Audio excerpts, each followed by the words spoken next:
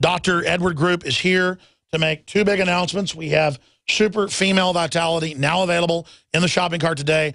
You not only get a great product, it helps block all the garbage they put in the food and water. You support the tip of the spear in the info war. We have live reportage from going into the Bilderberg Hotel next hour with David Knight and others. And we're announcing the iodine coming up as well at 40 after. But Dr. Group, I've done a long intro there. We'll have you till 15 after next hour when David Knight joins us. But you've heard me break down this win-win situation. You've got a lot of points here. Estrogen dominance decreases B, zinc, Mg, DHEA, serotonin. Bill Gates, history of estrogen dominance, eugenics, estrogen mimickers, what it does in women, not just men, social engineering, pesticides, BPA, soy, GMOs, plastics, birth control, Edward Bernays, alcohol. It all starts in the gut. You've got the floor. Break down. Drum roll, please. There is a solution to this. It's diet, it's exercise, it's purified water, and then it's the nitrous oxide of race car driving. It is a super feminine vitality. Well, it all started years ago when the globalists wanted to figure out ways to sterilize the population and to control the birth rates. And at that time, Margaret Sanger, who actually worked with Bill Gates' dad, was the one that wanted to create a birth control pill. And then she worked with a scientist called Pincus. That's right. His dad was top Army intelligence under the Rockefellers and with Margaret Sanger. And is still alive running ops today. Oh, it's Planned. He actually runs the foundation. He runs the Bill and Melinda Gates Foundation.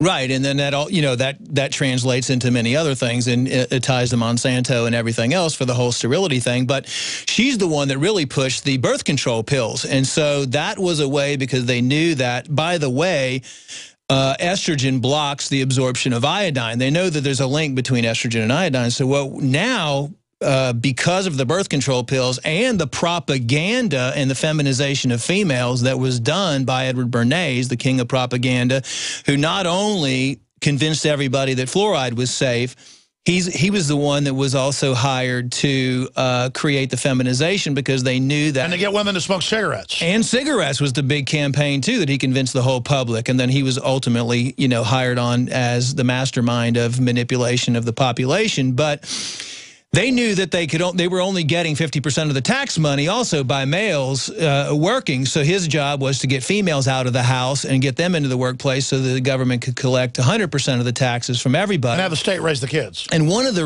and the state raised the kids. By the way, he wrote 3 books bragging about this. Right. Anybody out there can read by him saying this. Yes. But one of the key points I wanted to mention, how that all ties together in the estrogen conspiracy and the war on women, is the fact that part of the way to get women out of the household was to create canned food and boxed foods and processed foods and the microwave, which came into existence too. So if women didn't have to cook anymore, they could go to work and turn. That was the washing. They didn't just give us washing machines and all this. They wanted to change the culture. They wanted to end humans being primitive, being self-sufficient. Yeah, that's right, and also it's the technocracy. And I'm not bashing the conveniences. It's just that they gave us these tools of the gods, the fire of Prometheus, to end us. And therefore, we have the creation of the estrogen compounds and the estrogen mimickers, starting with BPA and all the BPA that's sprayed in the cans, because canned foods, everybody wanted to have the easy dinner at night, and the microwave foods where the male used to bring the worms to the nest. The female ran the nest, not because she was weak, she was more important. Now we don't bring worms. The HEB does, the Safeway does, and it's bisphenol A worms to our babies.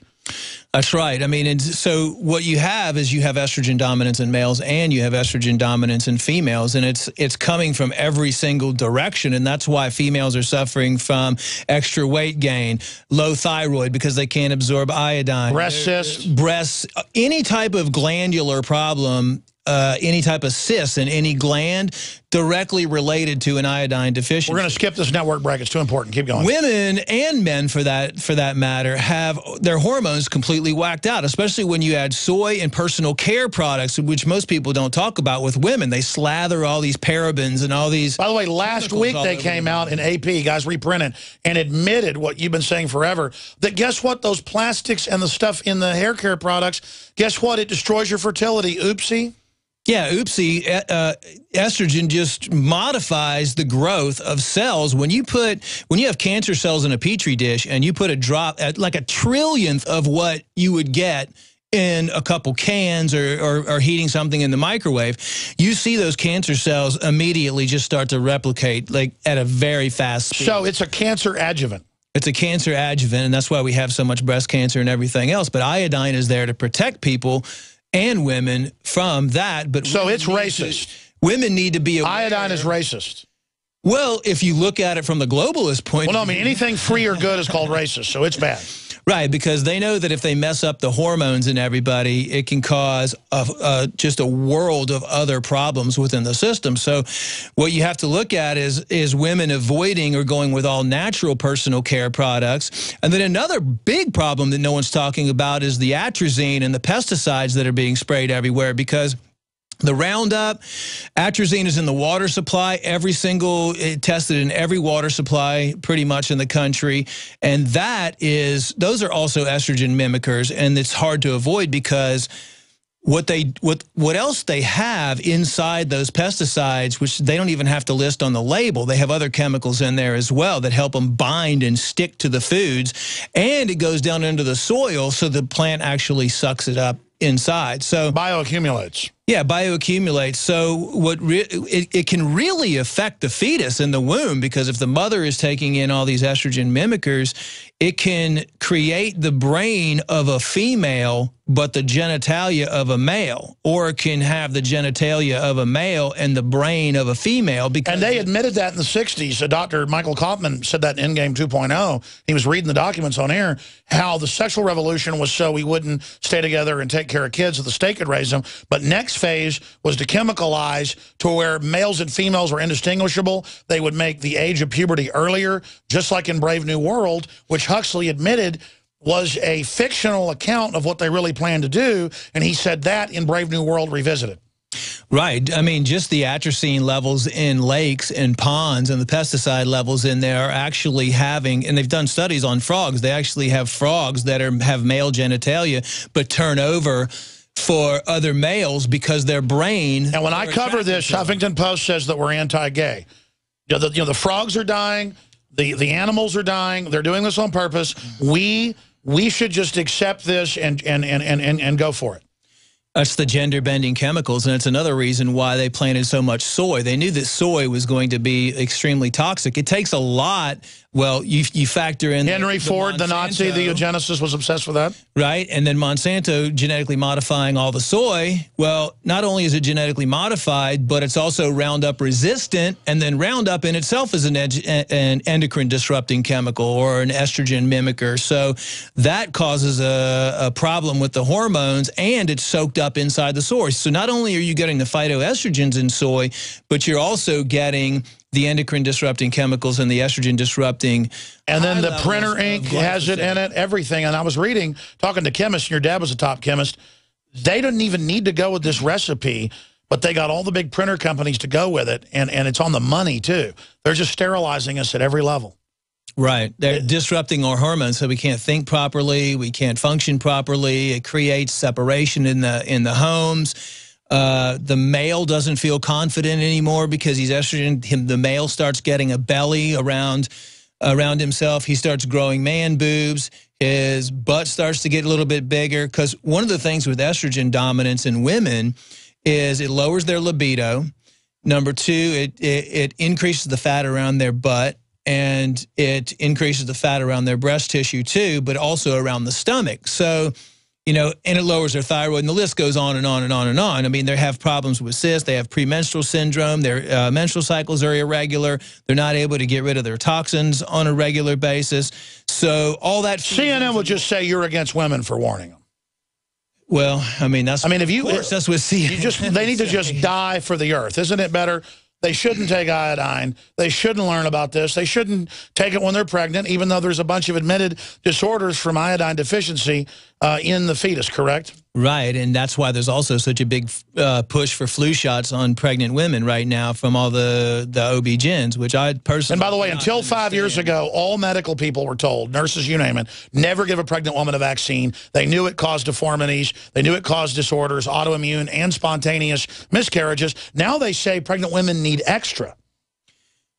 They do, which is just causing more problems with the kids, because whenever you put any type of chemical like that into the body, it does cross the placenta now, some of these things, and it does affect the kid. I mean, and not only, you could think that you're not exposing yourself to estrogen, but there's so many women on birth control pills that 85% of the estrogen gets peed out by the woman, and that goes into our water system. So if you're drinking tap water... And now in Austin, they're going to give us toilet to tap that doesn't even remove it. So now, if you drink Austin water or other cities that have it, it is a death sentence. All of the Prozac, all the Ritalin, everything just annihilating you. Right, and it's like homeopathics. You don't need it in large doses to make a difference in the body. I mean, all a homeopathic is just water with an energy signature in it. So basically, but fluoride, you know, is the, and I've had medical doctors on, like Blaylock, is the total turbo adjuvant to turbo. Once you have fluoride, the other drugs are in there, it turbocharges them. Yeah, that's why they put fluoride. Makes them electrical. Fluoride's in anti-malarials, anti-inflammatories, anti-arthritis, a bunch of the antibiotics. It's in antidepressants. And it's not just fluoride. Hydrofluorosilicic acid has been electrolyzed. And aluminum. They add aluminum in there to take it up into the brain tissue and to calcify the pineal gland and to calcify, you know, because the pineal gland... And then they write books how they're doing it, like Ecoscience, but still we're conspiracy theorists. Right. Right. I mean, it's all, the thing is, everything's in plain day. I mean, they know how important the pineal gland is. That's why the Pope has a pine cone looking shape on his cone over there. And there's pine cones. If you look at everywhere around the Vatican, they tell you straight up, this is a representation of the pineal gland. If you look at the Eye of Horus in the Egyptian sculptures, I mean, they knew how important the pineal gland was too. And I know we're getting off subject. No, seat of the soul. Gland is the seat of the soul. And it's everywhere. So you cut it out, those higher level brain waves just don't happen. Well, the pineal gland is made, if you cut it open, it's made of rods and cones, exactly like what's in your eye. That's why they call it the third eye. So why are you going to have something in the middle of your brain that's made of the exact same thing your eye is made of? Rods and cones. The only reason you have rods and cones is to see things, visual. Rods and cones pick up color and pick up light. That's right. So if you can see things, obviously, and the Egyptians knew about it, of course. It's picking up all what they now know, all the different particles that are coming through out of space.